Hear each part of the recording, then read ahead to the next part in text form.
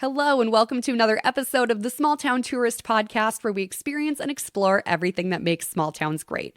I'm your host, Abbey, and today we're hearing the story of not just one thing that happened in one town, but one thing that happened across multiple towns in Minnesota. We're hearing the story of a group of guys who took mini bikes from the town of Pierz, Minnesota, to the town of Orr, Minnesota. And this isn't the first time that they have done this long haul trip on their mini bikes either. It's actually the third time. I was actually tipped off on this story by Brian Allen from Swanville. He was one of the people on the trip, and it was all kind of organized by Brent Van Riesingham. It started out with him collecting these mini bikes. His friend Kyle was helping get them running and in good shape, and then a bunch of guys started collecting them as well, and they wanted to ride them, and they've been doing that these past few years. And it's not just them on the ride. They, of course, have a support system of their wives following them in a van, making sure everything goes as smoothly as possible. It's just such a cool trip that they do every year, and I'm so glad that we got to connect with these guys and hear all about it, and look forward to what they have planned in the future for this yearly pilgrimage. Please enjoy our time hanging out with these great guys,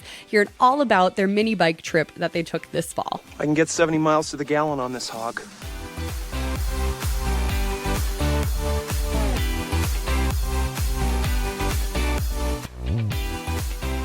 Okay, so we will start, like I said, give me your name, where you're from, and what you're up to. This is Brent Van Riesingham from Swanville, Minnesota.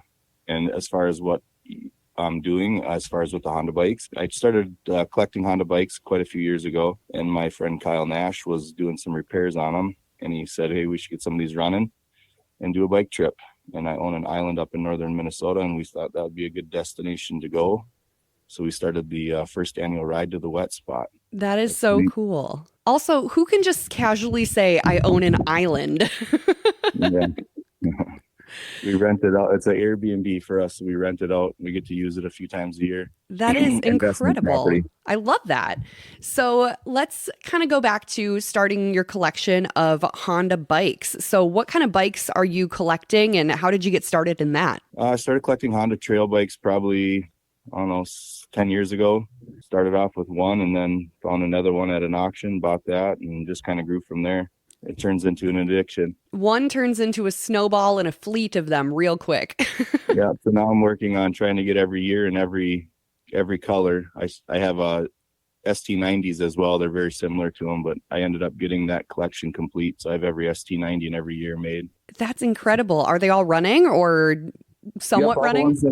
All the ones I get are running, or Kyle takes them and gets them running. That is so great. I mean, I come from a family. My dad loves finding things on rock piles and bringing them back to life. So the is it running question I know can always be a little touchy.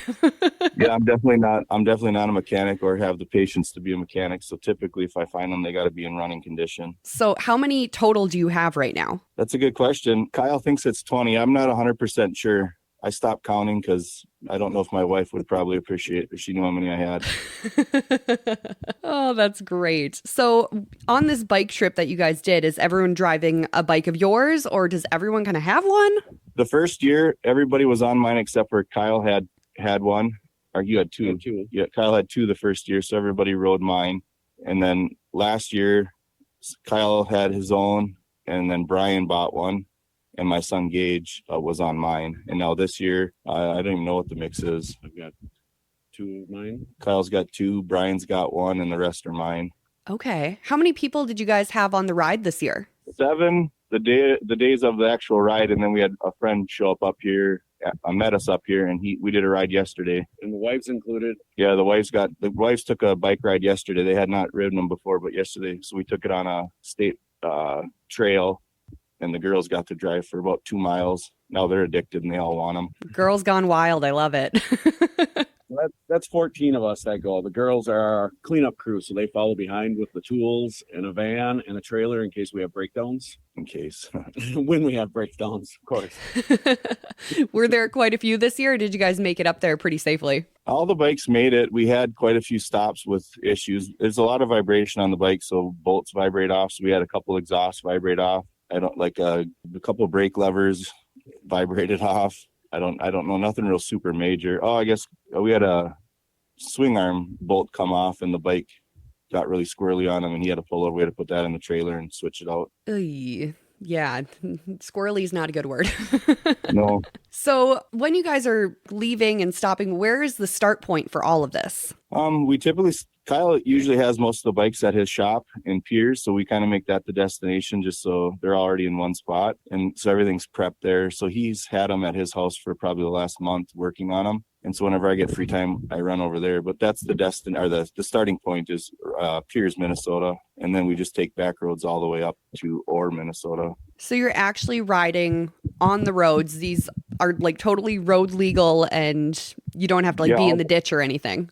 Nope. All the bikes are legal motorcycles. So everybody's got a motorcycle endorsement that rides and that Licensed, insured. Yep. So it's an interesting ride. We don't go real fast. We average about 40 miles an hour. So we usually, if there's a group of people behind us, we'll pull off to the side and let them around us. We get a lot of honks and a lot of hand waves, and the gas station stops are very interesting. We get a ton of people asking questions, and it's not something people see every day. You don't just see a pack of people on mini bikes going whizzing by you. No, that's kind of that's the intriguing part about it for me. Is it's more of a challenge. It's not really all that much fun riding a little mini bike and being sore, but it's the challenge of getting up here that makes it fun. Yeah, it's all about the journey that the adventure really encompasses. So you guys get up to Orr, then are you riding them all back? Or are you guys all cramming into the van and heading home? Or is it like a round trip thing? No, everybody's pretty sore. So we typically just sit up here and soak in the hot tub and then load them in the van and haul them home. We have a trailer up here. I left a trailer last weekend, so we have enough room for everybody. Yeah, I can imagine riding a mini bike that many miles. They're not large, so you're kind of hunched over, you're in an unnatural position, and that's a lot of miles to put on. Yeah, and your body gets sore and you're using muscles that you typically don't use. Yeah, that's for sure. This is the third year of doing it, correct? Yep, this is the third year. That's insane. So I'm assuming you have plans already to do it next year? Yep, the dates are set. The 26th through the 30th, I believe, is what was discussed. 29th, something like that. The last weekend in September, we're going to do it. We're going to leave on Thursday and come home on Sunday. It's fun to spend a couple days up here. Can you guys get there from Pierz to Orr in one day, or is it a couple day thing? Do you got to stop overnight anywhere? Yeah, last year we tried, or we did. We left at 7 a.m. from Pierz, and we did get up here. It was right at dark with all the breakdowns and things. I don't even know what it was, 12 or 30. And yeah, it was 12 or 13 hours it took to get up here nonstop. I think we stopped at one for lunch someplace, but yeah, it's tough. It's a hard ride. It's definitely a feat of endurance. I am so beyond incredibly proud of you guys, because we have a couple families that have mini bikes in my neighborhood, and I see the kids riding them mostly, but then I see the dads go by and I'm just like, oh man, that looks so uncomfortable. They have smiles on their faces. I know they're having fun, but I'm like, I can't imagine riding as far as you guys are riding in that position with obviously battling weather elements. The weather wasn't great this past weekend, so. No, we got up really well. The first year we rode to Palisade and we decided to camp. And then the morning we woke up that was a Saturday, it was pouring rain, and everybody talked about putting them in the trailer. And I'm like, no, I'm going to make it the whole way. So everybody followed. We put rain suits on and we rode in the pouring rain. The motorcycles don't typically like running with rain because it sucks the moisture in through the air filter and they run like crap. But we did make it. I think only 4 bikes made it out of 10 that we brought with that year. Those are pretty good numbers given the circumstances. Yeah. Well, after that year, everybody decided we'll stay halfway in a hotel. So we stayed in Grand Rapids this year and found a hotel with a hot tub to soak in and relax and have a good time. And then we got up early in the morning and beat the rain up here. I think it's just so great that you guys are doing this as a group with your wives. I mean, this could easily become a guy's trip out of nowhere, but I'm so happy that you have your wives involved, and I'm happy that they got a chance to ride and they kind of got the bug now and they want to do it with you guys. Yeah, they're very supportive. I think the girls have more fun than us, though. They go bar to bar waiting for us to call for breakdown. So they typically stay within a 20-30 mile range of where we're at, and they'll usually hang out at the bars and have a good time. So it's a good girls weekend and a good guys weekend. I need to get involved with the girls. That sounds like a lot of fun. Yeah, they definitely have a better time than we have. We're just riding a bike by ourselves, and they're in a van with all of them together. So that's so great. Do you guys have headsets or anything to communicate in your helmets or anything like that? Because I know some motorcycles have that capability, but I'm assuming mini bikes probably not. Yeah, we did. We have some Bluetooth that we hooked up this year, a few of us had them. So yeah, we had some communication. Otherwise, it's just hand signals to each other. It's old school. And we're not going that fast. So if something happens, people kind of can tell really fast. I'm just so blown away by this entire project that you've put together. And I think it's just out of the blue and neat. It's definitely interesting. People collect these bikes for years and years and years because they had them when they were small and they have no idea what to do with them. And that's kind of what ours started out as. And it's something cool to do with them. You know, you don't just have a collection sitting in a garage somewhere. Everything we have is used, so it's fun. It makes it interesting. It definitely does. I love a good useful collection because, they could just be sitting in a garage in storage somewhere collecting dust. But no, you guys are getting your use out of them. And I think it's great. Yeah, there's been talk about inviting other people. There's a couple of Facebook groups that we belong to. And I know that if we posted it out there, we could probably get a large following and turn Orr into the next Sturgis with CT70 mini bikes. But we've talked about it, but I don't know if I have that much energy, but we'll see where it goes. A mini bike Sturgis. Oh my gosh. That would put Orr on the map for sure. Yeah, it would. We've had the most interest this year of other people messaging on Facebook, asking about getting contacted next year about coming. Yeah, Kyle put a post out on Facebook, and we've had a few of the groups that we belong to. They've messaged out to see if they can get involved next year. And then we had 98 Country, was it? 98 Country. Did a little write-up on us. That's so great. As a previous employee of 98 Country, they're on the ball with what's going on around central Minnesota. News must not be that interesting, I guess, if they're writing stuff about us. No, I think that's the opposite way around. This is super interesting. So I totally get why they were writing about you guys. Well, my sister's brother-in-law messaged me on Facebook asking about the trip, and I thought it was kind of odd. It's Paul Shea. He works at 98 Country, and I'm like, well, heck, maybe they'll do a write-up on it. And sure crap, they did a write-up on it.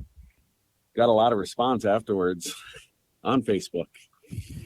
You write anything with Pierz in the title, and people go feral for it. Well, I'm happy to see that you guys safely made it this year. You had a great trip, and I already am looking forward to following along with you guys next year. So you've had people interested. What would the logistics look like if you guys were to expand this out and say, hey, if anyone's interested, you want to come with? Would there be just like a lot more planning? Is that something that you guys have? Yeah, I have 2 cabins up here, and obviously both of ours are full with friends, but there are plenty of hotels and motels in the area, and we had talked about it. I mean, they're empty this time of year. There's a lot of resorts up here. I think it could be a big trip if we push for it. You just have to organize something that's interesting for people that they'd want to do once they got up here, and then the logistics behind having a support crew for each group of people, because I don't know if my support crew would want to support other people. It's pretty challenging. But yeah, there's logistics behind it, but I think it could happen. Well, and what a wonderful time of year, too, because I'm sure the fall colors were just gorgeous on your way up. That's kind of why we chose this time of year. It was, the fall colors are amazing. The downer is this time of year typically start getting some rain, but it's still fun. It's a good time. We take all back roads, so it's pretty quiet, not a lot of traffic, and the colors are amazing. That's great. Was there a big standout highlight moment from this year? The girls riding bikes. That was a standout. The girls wanted to take them for a ride, so we drove them out to an area we knew wasn't going to have a lot of traffic. And the girls all got on them and rode. They drove about 2 miles, and none of them wanted to get off.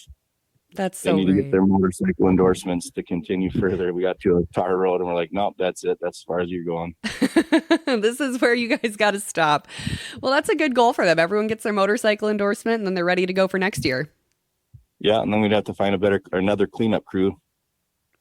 I think if you put the word out, I think there'd be enough people interested in wanting to be part of this that wouldn't necessarily want to be on a bike, myself included. So I think if you got the word out and that if you were looking for a cleanup crew, I think you'd find it. Yeah. Very cool. Yeah, I think so. Well, if people are kind of wanting to stay in the loop with what's going on, are you guys going to be posting details on this anywhere? Yeah, I guess I haven't thought about it. I would imagine we'll put, Brian's good at Facebook, so I'm sure he'll have a couple posts out. Kyle's put a post out. I'll probably put something out today, but yeah, I guess if people want to reach out, they should be able to find us. Okay, cool. Yeah, and I will get some Facebook links in the show notes for this podcast. So we'll make sure that if people want more details or if they want to get involved with you guys, we'll make sure they get in touch with the right person. Sounds good. Well, thank you guys so much. I'm so happy that we had a chance to connect over this. And yeah, like I said, I'm looking forward to following along and seeing what the next adventure holds for you guys. Sounds good. Thank you. Thank you so much for checking out another episode of the Small Town Tourist Podcast. I'm Abby. If you're looking for more content from the Small Town Tourist, you can always check out the blog at thesmalltowntourist.com. And don't forget to follow on social media at The Small Town Tourist. Please leave a rating and review of this podcast. It helps so much, and it's so greatly appreciated. And as always, if you know of something cool that you want me to check out or dive deeper into, please send me an email, Abbey, ABBEY, at thesmalltowntourist.com.